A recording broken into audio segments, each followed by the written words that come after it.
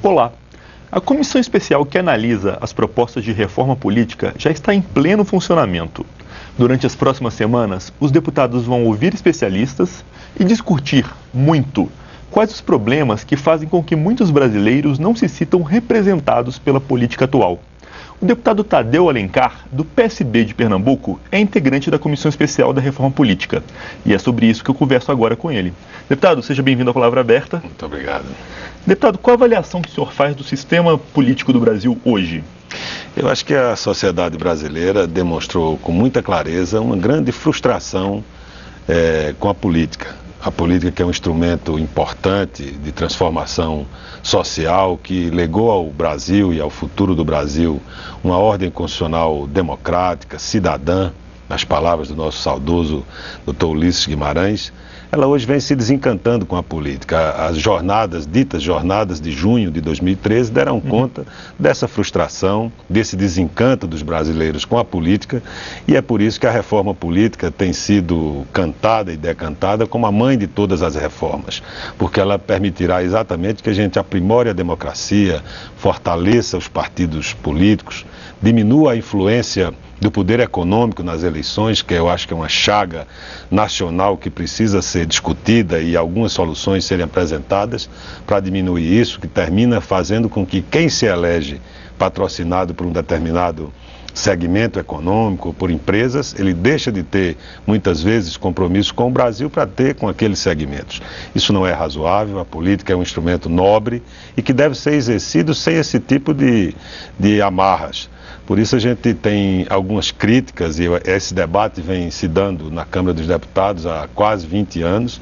Não tivemos êxito em outras legislaturas acerca desse debate, mas o meu partido, o Partido Socialista Brasileiro, um partido que tem mais de 60 anos de história, que teve figuras como Miguel Arraes de Alencar, Eduardo Campos, Jamil Haddad e tantos, João Mangabeira, e tantos outros como dirigentes e líderes do nosso partido, seguramente têm uma visão crítica a respeito da necessidade de aperfeiçoamento do sistema partidário, político e sobre a democracia, a jovem democracia brasileira, e é isso que estamos fazendo, tendo o privilégio e a honra de representar o PSB na Comissão da Reforma Política, sentindo uma grande expectativa e uma grande esperança de que dessa vez as posições, muitas vezes inconciliáveis, que levam a uma certa paralisia da reforma política, possam convergir para a reforma que melhore o sistema, como diz o nobre relator, deputado Marcelo Castro, que possa melhorar o sistema,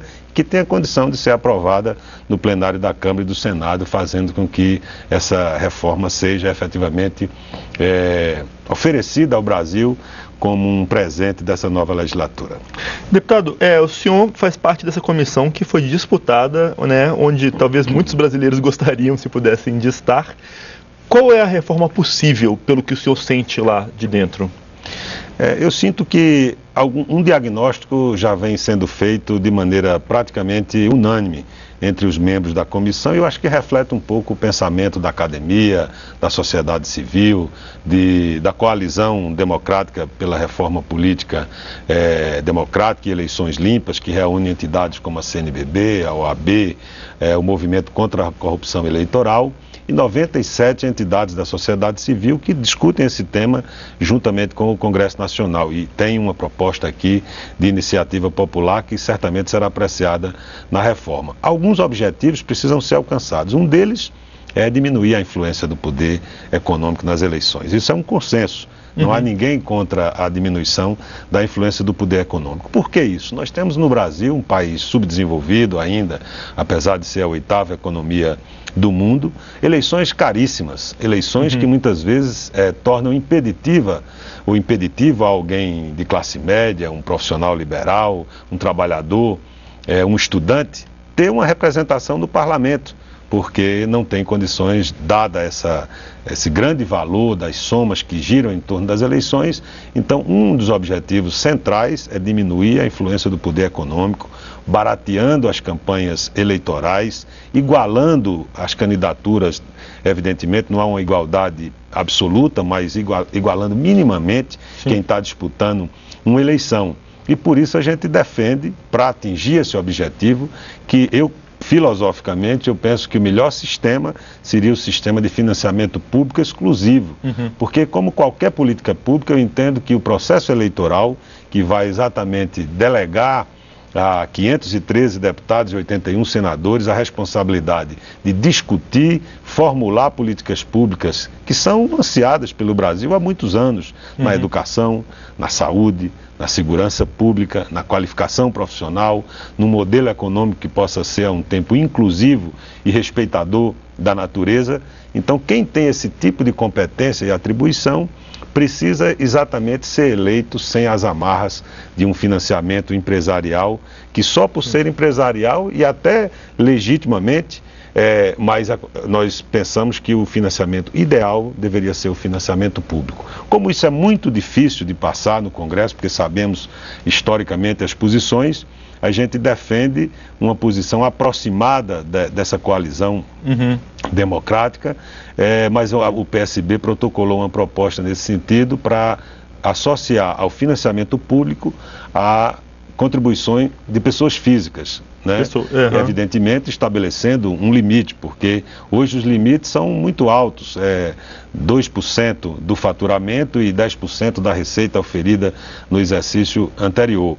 De modo que a nossa proposta para o financiamento público é banir efetivamente o financiamento empresarial, mudando exatamente a perspectiva, né, entendendo a política pública do processo eleitoral como uma política pública, e por isso essa visão de que vai se gastar muito dinheiro e não vai se acabar com o que é o grande mal no financiamento, que é o Caixa 2, claro. Aquele dinheiro que passa ao largo, sem transparência, sem que os órgãos de controle, como a Justiça Eleitoral, o Ministério Público Eleitoral, os tribunais de contas, possam acompanhar exatamente a legalidade, a legitimidade desse gasto. Não vai acabar com o Caixa 2 como nenhum modelo de financiamento.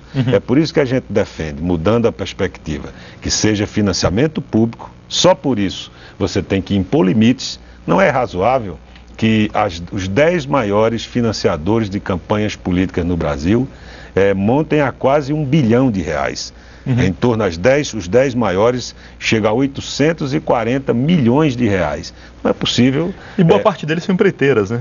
Boa parte deles concentrado em empresas de construção civil, empresas de alimentos, bancos, de sorte que é preciso mudar esse foco, né? Financiamento público e financiamento de pessoa física, porque aí está incluído um caráter cívico, de participar da política, que é desejável qualquer cidadão, inclusive alguém que tenha muitas rendas, pode fazê-lo, desde que com limites e aumento de controle, para inibir essa chaga que é a corrupção eleitoral e o dinheiro chamado de Caixa 2.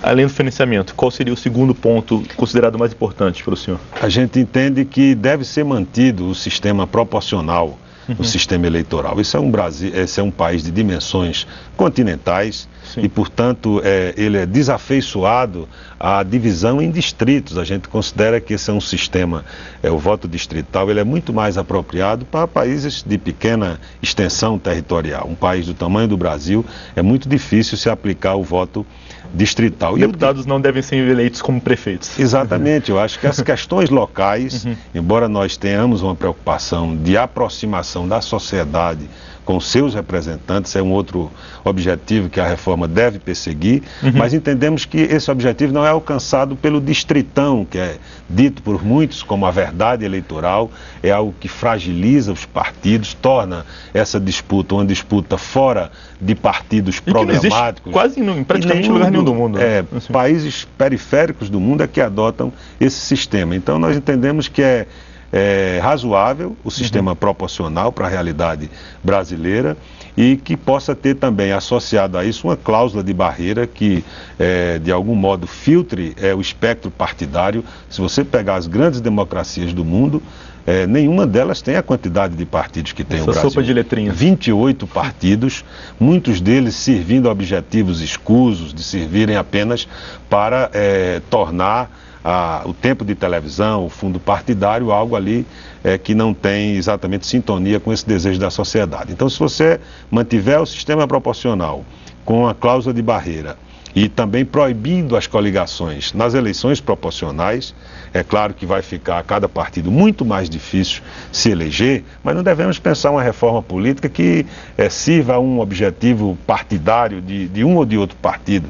Devemos pensar no país, no futuro do Brasil, na democracia. Então, essas três coisas eu penso: manutenção do sistema proporcional, a cláusula de barreira para diminuir essa perniciosa fragmentação partidária que nós temos no Brasil, e também a proibição das coligações proporcionais, que permite muitas vezes que um partido pequeno pegue uma figura, e como muitos que tem aí, que desempenham bem os seus mandatos, mas a democracia deve conviver com partidos que tenham ideologia, que defendam bandeiras, que sejam programáticos, e que a pessoa saiba que elegendo alguém do Partido Socialista Brasileiro, está elegendo alguém com preocupações sociais, com inclusão social, com justiça social. De modo que, junto com o financiamento público, mais doação de pessoa física e mais a manutenção do sistema eleitoral com cláusula de barreira e proibição de coligações proporcionais, nós entendemos que são avanços importantes.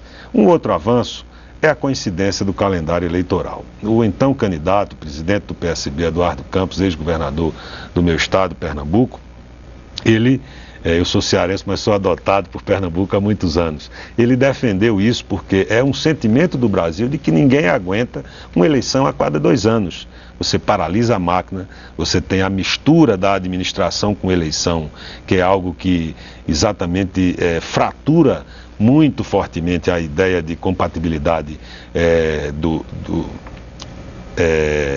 o processo democrático. Então, a unificação do calendário eleitoral, eleições a cada 5 anos, a não reeleição para os cargos de poder executivo.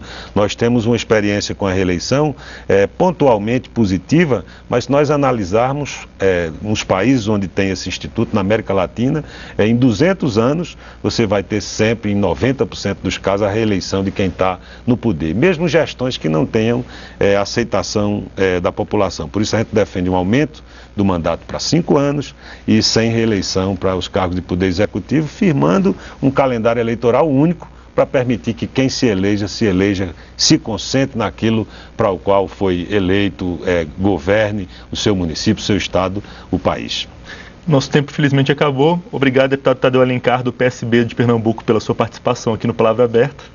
Foi um prazer estar aqui, estamos sempre à disposição. Vamos esperar que a reforma seja aprovada para dar esse presente ao Brasil. Muito obrigado. Assim esperamos. Eu sou Juliano Pires e este é o Palavra Aberta, um programa da rádio e da TV Câmara. Você pode conferir esta e outras edições do programa no site câmara.leg.br/palavra aberta. A gente fica por aqui, até mais.